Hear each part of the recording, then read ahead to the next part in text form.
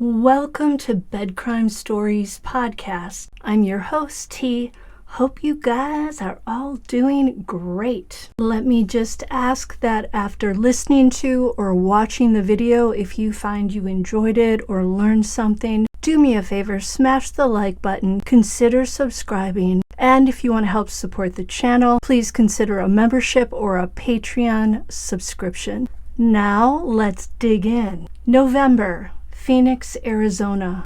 Unlike other parts of the United States, Phoenix in November means the perfect weather for hiking a mountain, walking along a desert trail, or riding a bike along one of the city's many canals, even at night. The canals, which date back to 250 AD, when the Hohokam people ruled the land, were dug out by hand and connected to the Salt and Gila rivers. The canals provided irrigation for the Hohokam's crops, allowing them to farm in the arid desert. Today, the canals are carved in concrete, and they continue to deliver irrigation and drinking water to the Metro Phoenix area. They run for miles and miles and make for the perfect hiking, biking, and running trails. But back in the early 1990s, the canal suddenly took on a more sinister meaning, leading many to never again venture out on them. And it would take more than 20 years to track down the man who overnight turned the canals into his personal hunting ground.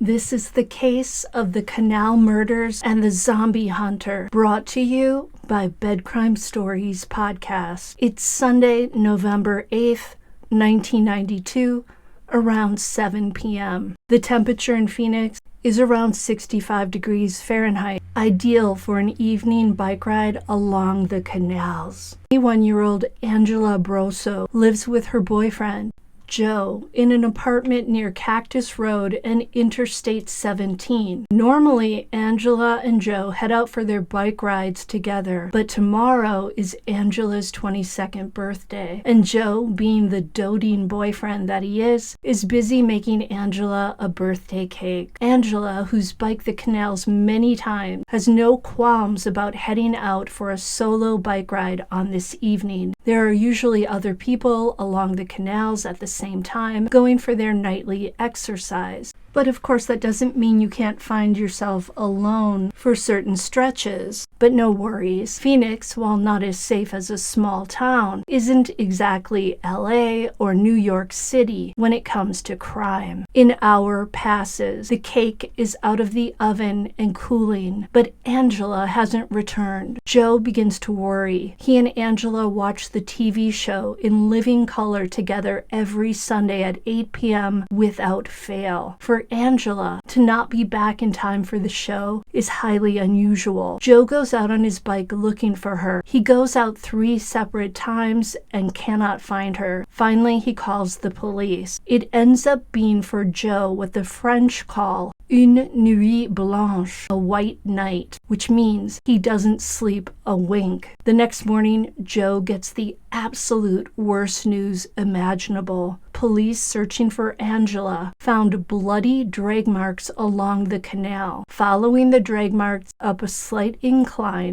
they discovered Angela's body lying in a field just east of the apartment where she and Joe live. Her body is naked except for her tennis shoes, and someone has inflicted the worst possible injuries. Her body has been nearly severed in two, and worst of all, her head is missing. All this while Joe was baking her a cake. Whoever did this cut with a surgeon's precision. So instead of celebrating Angela's birthday, Joe finds himself having to call her parents with the horrendous news. A forensic examination later finds evidence that Angela was SA'd. It is also determined that her cause of death is from a wound to her back from a sharp object that pierced her lung and aorta. 11 days later, Angela's perfectly preserved preserved head is discovered a mile and a half away, floating in the Arizona Canal, where it flows past a shopping center. Her head looks as if it has been preserved in a cool place. There are no signs of decomposition. Angela's family and the city of Phoenix have a hard time processing this news. What kind of evil monster is lurking along the Phoenix canals? To commit a crime of this ilk, you have to be a pretty sick puppy. And whoever it is still out there hiding in the shadows and trawling for victims along the canals. The once vibrant canal system becomes desolate.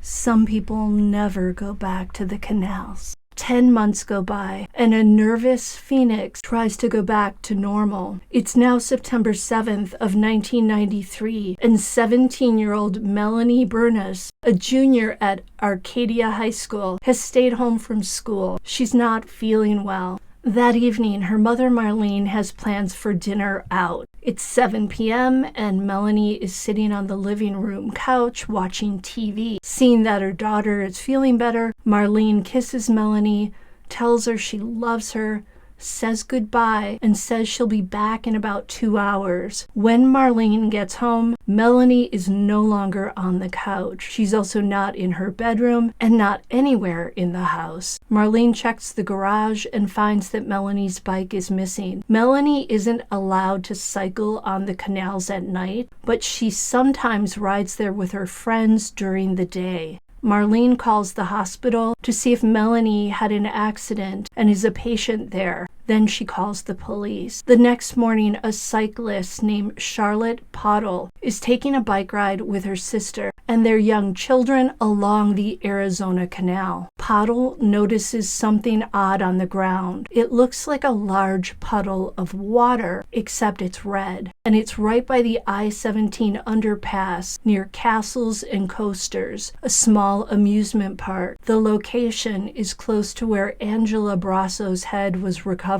10 months earlier. Pottle dials 911. Drag marks lead searchers to where Melanie's body has been moved and then pushed into the canal. The body, which drifted about 12 feet before getting tangled in brush, is at the bottom of the canal. Most of Melanie's clothes have been removed. It appeared that whoever attacked her must have come up behind her and ambushed her while she was on her bike. The same MO as whoever attacked Angela Brasso. A closer look reveals that Melanie, like Angela, suffered a wound to her back from a sharp object that pierced her lung and aorta. She has also been SA'd and has a shallow cut to her neck. And shockingly, the letters WSC are carved into her chest, along with what appears to be a cross. There is nothing holy about this scene. If only Melanie had followed her mother's wishes and stayed home on the couch. But it's too late for the what-ifs, as two families find themselves drowning in grief and horror, and Phoenix is paralyzed with fear. The cops realize that they're dealing with a serial sexual sadist. Now, you'd think someone committing this type of crime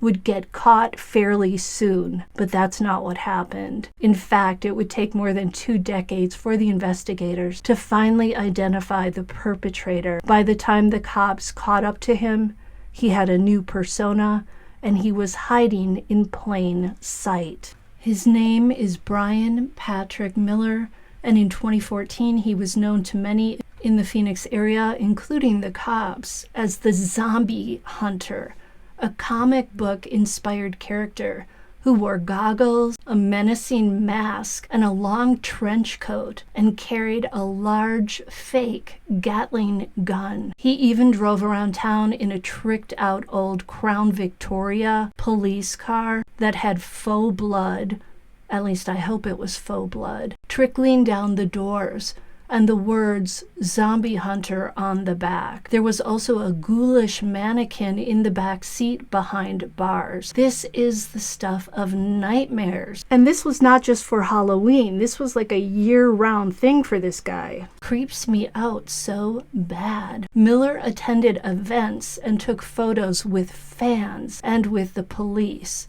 They say real life is often stranger than fiction, and this bed crime story proves that to be true. A combination of genetic genealogy, DNA, and other evidence allowed the authorities to finally identify Miller as the person responsible for Brasso and Bernis's deaths. Long before Miller harmed Angela Brasso and Melanie Bernis, he hurt another young woman. It was May of 1989, and a young female named Celeste Bentley got off a bus at the same stop as the then 16-year-old Bryan Miller. She was on her way to work at a department store. Miller suddenly ran past Celeste, and when he did so, he hit her in the back. At least that's what Celeste thought. But when she reached back to her back and pulled her hand away, she saw that it was covered in blood. Miller had used a sharp object to jab Celeste in the upper back. This would turn out to be his modus operandi for all his crimes. In Celeste's case, Miller angled the sharp object in such a way that he thankfully missed her spine and didn't puncture any vital organs. The doctor who examined Celeste said she was lucky to be alive. Had that object been placed a little to the left or a little to the right, she either would have been paralyzed or dead. Miller was caught and charged with aggravated assault. He was then sent to a juvenile detention center where he stayed until he turned 18. He was released in the summer of 1990. While Miller was in the juvenile detention center, his mother, Ellen, made a strange discovery at home. While cleaning his room, she found a disturbing note. The note, with the heading "Plan," on the second page detailed a scheme to harm and ultimately do in a young woman. Ellen gave the note to the cops and refused to let her son return home. He thus had to move into a halfway house. It would be 2 years after that Miller harmed Angela Brasso in 1992, and 10 months after that, in 1993, that he harmed Melanie Bernis. Both times he managed to evade the authorities. 4 years later, Miller got married in 1997, had a daughter, and moved to Everett, Washington. Then, 5 years later, in 2002, Miller finds himself charged with jabbing a young woman in an unprovoked attack. The woman said that Miller offered her a ride and a phone to make a call on. Then he approached her with a 12-inch long sharp object. He used that object on her back multiple times, leaving her with injuries that required 30 stitches. Miller denied the allegation, and he told his lawyer that the woman had tried to rob him using the threat of a sharp object. That's what you call projection, people. But believe it or not, Miller was acquitted in this case, and that's what you call someone falling through the cracks in the system, and the system not working. In 2005, Miller and his wife separated. She probably realized what an utter nut job she was married to. His wife would later tell the cops that Miller told her about the fatal jabbing of a person he identified as an intellectually challenged Girl Scout who appeared to be in her mid-teens. Guys, I remember going out with my buddy in our brownie uniforms selling cookies without our parents. This crime occurred after he was released from the juvenile detention center back in 1990, and when he was living in an apartment complex operated by a Mennonite outreach program north of Central Phoenix. When the girl knocked on Miller's door, he grabbed her, pulled her inside, and used a sharp object to inflict a fatal wound on her neck. He then put her in the bathtub, where he intended to preserve her with cold water, but he mistakenly ran the hot water. He then took her body apart with a sharp object and placed all the bits in a trash can. Guys, I hope the other prisoners get their hands on this POS. He's definitely got it coming. Sorry, not sorry. The cops believe that this young girl was Brandy Myers, who went missing in 1992. Her body has never been found. While the cops believe Brandy was done in by Miller, they haven't yet been able to prove it. It wasn't until 2015 that Miller was finally on the police's radar for the deaths of Angela Brasso and Melanie Bernis. Think about how long this dangerous guy was loose and running around with a sharp object, harming young women. I have to believe they could have found him sooner. When Miller's photo appeared in the newspaper in 2015, a woman in Washington state saw his face and told the authorities that when she was 14, Miller had injured her with a sharp object while she was walking on a trail in Everett. He'd come up behind her and used that sharp object on her back. She was incredibly lucky to survive the attack. So Miller once again showed a very specific modus operandi. He attacked young women who were alone on nature trails. He came up behind them, he ambushed them, and then he plunged a sharp object into their backs multiple times. He also essayed them. A combination of genetic genealogy, DNA, and other evidence finally proved Miller's undoing. A cold case detective named Clark Schwarzkopf was working on the case and had arranged to meet a person of interest at a Chili's restaurant in Phoenix. Oh my gosh, I've probably been to that restaurant. Who knew that Chili's would play a role in a case? The idea was to get the possible suspect's DNA so that forensic investigators could determine if it matched DNA found on the bodies of Angela Brasso and Melanie Bernis. It was January 15th of 2015, and the person of interest was Bryan Patrick Miller. The detective knew that Miller was something of a local celebrity because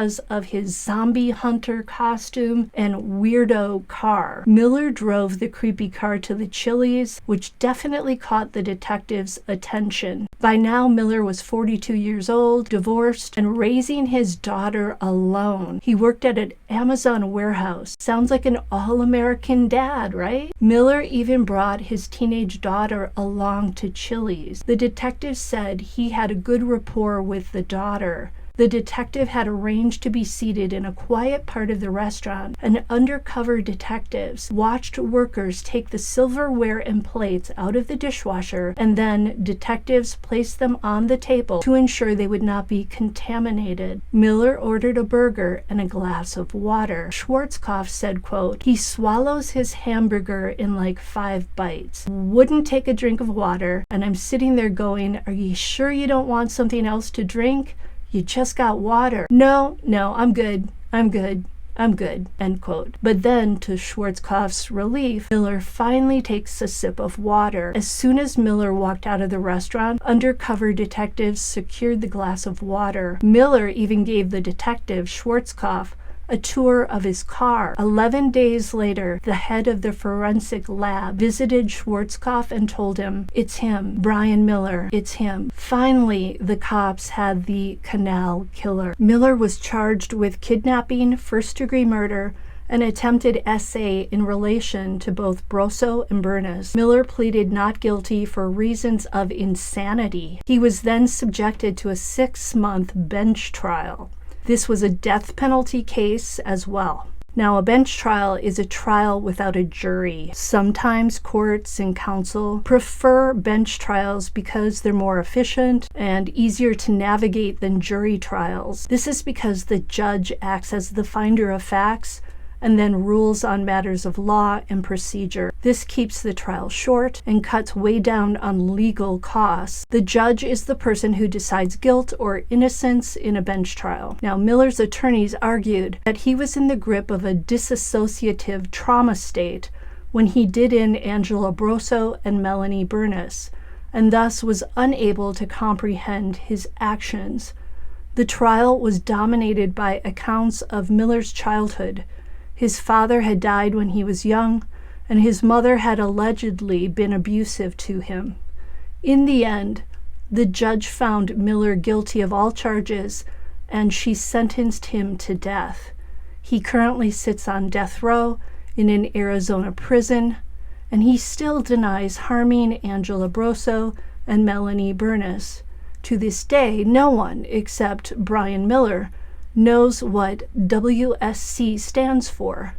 Remember, those letters were carved in Melanie Burness's chest. I, for one, am very glad that this guy is in prison, and as I said earlier, I hope he gets what he has coming to him for all the abuses he inflicted on these young women, how he took their lives, how he forever changed their families, and for how he terrorized the Phoenix area.